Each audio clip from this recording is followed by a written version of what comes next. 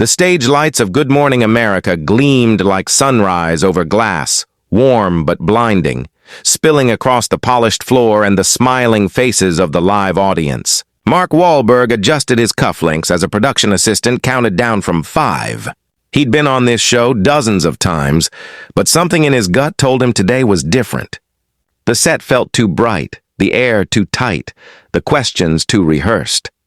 Across from him sat Michael Strahan, easy grin, perfect posture, ex-football charm radiating through the cameras.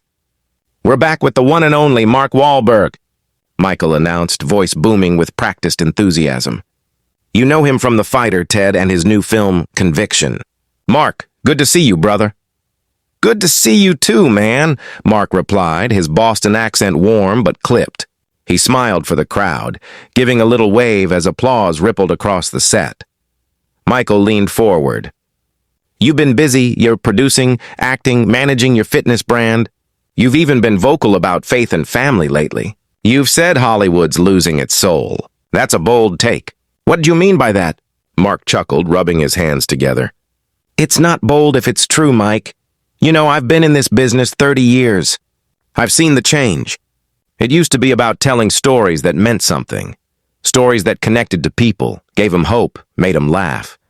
Now it's all about money, trends, and making statements. You gotta fit a mold, or you're out." Michael nodded, listening. "So you think Hollywood's fake?" Mark smirked. "That's one word for it.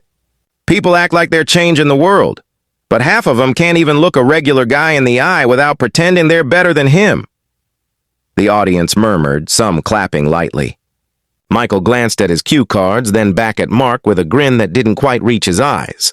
"But you've done pretty well in that same system you're criticizing, haven't you?" Mark's smile faltered just slightly. "Yeah, because I worked for it. Doesn't mean I have to agree with how it's become." Michael pressed gently, still keeping his tone smooth. "But doesn't that sound a little hypocritical? I mean, you've built a brand, you've taken those Hollywood paychecks, and now you're saying the system's the problem?" A faint tension rippled through the air. The audience quieted, leaning in. Mark sat back, crossing his arms. His expression didn't harden. Not yet. But there was something in his eyes, that familiar Wahlberg steel. "You know, it's funny. People love throwing that word around. Hypocrite. Like you can't be part of something and still want it to be better." Michael chuckled softly. "I'm just playing devil's advocate." Mark leaned forward. "Nah, man, you're playing TV host. There's a difference." The crowd gave a mix of laughs and gasps. Even Robin Roberts, sitting just off camera, raised an eyebrow. The producers in the booth exchanged quick, worried looks. Michael shifted in his seat, still calm. "Hey, I'm not trying to start anything, Mark. You've said a lot recently about faith being central to your life, right? About how Hollywood needs more of that. What does that look like to you?" Mark took a breath, trying to ease his tone. "It's simple, man. It's about gratitude. It's about not pretending you're God just because you're famous. You can have success and still be humble. You can have influence and still have a soul. But a lot of folks forgot that." The audience clapped, but Michael didn't let it linger. "So you're saying your peers and your fellow actors have lost touch with humility?" Mark tilted his head. "You said it, not me." Michael grinned, but this time the smile had an edge. "Come on, Mark, you've never been shy. Who are you talking about?" That question hit like a spark in dry grass. Mark hesitated. The studio lights glared in his face, heat pulsing at his temples. He could feel everyone waiting. The audience, the producers, the cameramen, the millions watching at home. "Look, I'm not here to call names," he said finally. "I'm here to say we can do better. Hollywood's a mess, and if people can't handle hearing that, maybe that's part of the problem." Michael leaned back, crossing his legs casually. "I think some people might hear that and think you sound bitter." Mark froze. His jaw clenched. "Bitter?" Michael nodded. "Yeah. You've got everything most people dream of. Fame, money, respect. So what are you angry about?" The question hung in the air like a dare. Mark looked at him, eyes narrowing. "You think because I'm successful I can't speak the truth? You think money fixes everything? Man, I come from the streets. I've buried people who didn't make it. I don't forget that just because I've got a mansion now. So no, I'm not bitter. I'm honest." Michael kept his tone even. But don't you think calling Hollywood soulless might come off like biting the hand that feeds you? That was it. The fuse lit. Mark leaned forward, voice low but burning. You don't get to talk to me about feeding, Michael. I built my career from nothing. Nobody fed me anything. I earned every bite. The audience murmured again, louder this time. The tension was thick enough to taste. Michael smiled slightly. We're just having a conversation, Mark. Mark shot back. No, you're twisting a conversation for TV drama. You want a reaction, not a discussion. The floor director motioned frantically for a cut to commercial, but they weren't there yet. The segment still had 90 seconds. Michael tried to lighten the mood. Hey, relax, man. We're all good. You've just got strong opinions. By sunrise the next day, the storm had already reached full force.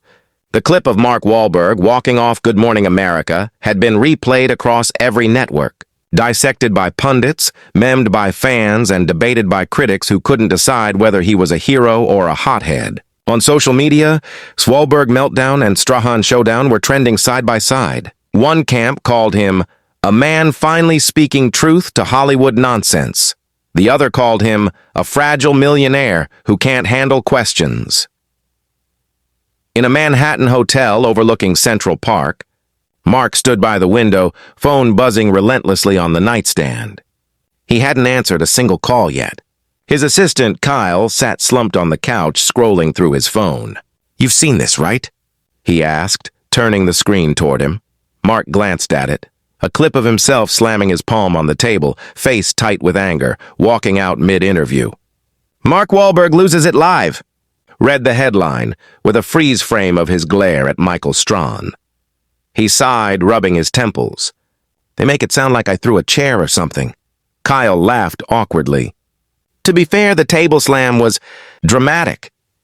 Yeah, Mark muttered, pacing. Maybe it was. But you know what? I meant every damn word I said. A soft knock came at the door. It was his longtime publicist, Rick, holding a laptop and a weary expression. You've got 3 studios calling already, he said. They're nervous. One of them's talking about reassessing your next project if this keeps trending the wrong way. Mark turned, incredulous. Trending the wrong way? For telling the truth? Rick set the laptop on the table, the screen displaying a grid of headlines and clips. You know how this goes, Mark. You don't control the story controls you. They're calling it unprofessional. Mark laughed sharply. Unprofessional. That's rich. They poke at me on live TV, twist my words, make it into a circus, and I'm the one who's unprofessional? Rick sighed. I'm not disagreeing with you. But this is the business we're in. You've got to say something, clarify, smooth it out. Mark stared at the city skyline for a long moment. You mean apologize? Rick didn't answer. He didn't have to. After a few seconds of silence, Mark spoke again. No, I'm not apologizing for standing up for myself. I'm tired of fake smiles and rehearsed questions. You can't even talk about real things without them twisting it into clickbait. Rick sat down slowly. You're not wrong, but there's a way to handle it without blowing the whole thing up. You've got goodwill, Mark. People like you because you're grounded. Don't lose that. Mark rubbed the back of his neck. I didn't lose anything. I just stopped pretending. Meanwhile, across town, Michael Strahan was sitting in his own dressing room at ABC Studios, watching the replay on his phone with a quiet, tired look. The crew buzzed outside, arguing over how to handle the fallout. Man, Michael muttered, setting the phone down. He reus.